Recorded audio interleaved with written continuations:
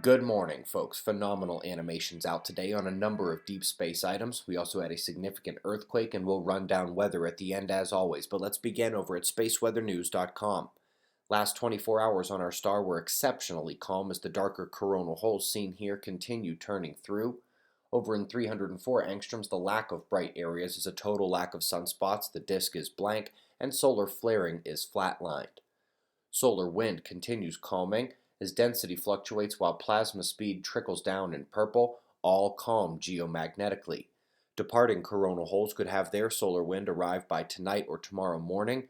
Meanwhile, the next coronal hole system is visible incoming on the equator. Good moment to check the coronal and interplanetary magnetic field structure.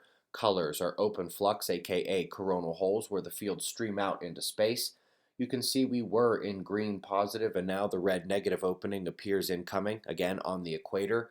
So during these rotations of the sun, both positive and negative sweep past Earth every other week or so, but on longer time scales, the poles flip themselves. It was green on top before. This is from 2010, a few years before the sun's pole flip at sunspot maximum. And indeed, during the sunspot bonanza earlier this decade, the polar magnetic structure of the sun changed, and we now have that positive green on the north as we saw a moment before. Just an FYI. Top quake of the last day struck Burma, magnitude 6.0, fairly shallow. It did strike dead in the red alert zone we posted over that region, with the affected area of the shaking covering the entire red alert itself. Up next, we're looking at different wavelength views of a peculiar galactic center.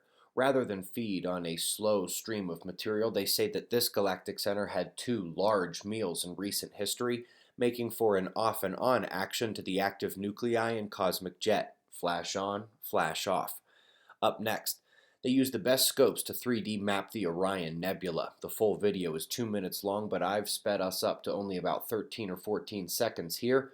Primary feature images are a combination of Hubble's optical view and Spitzer's infrared, even better when you watch it slowly. New data shows exactly how concentrated Mars water is. At a scarp drop-off of hundreds of feet, they are seeing high concentration up near the surface area, suggesting that previous studies finding such huge water just beneath the red makeup of Mars are certainly correct. Lastly, folks, an incredible article about planetary dust rings around stars even when there are no planets.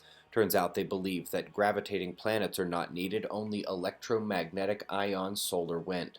The ring disk structure may be electrical, not gravitational. That's according to NASA. Just a few more days to book your ticket and hotel for observing the frontier. Be sure to let them know you are with the conference to get the hotel discount. We really hope to see you out there. We've got the world on wind maps and shots of our star to close.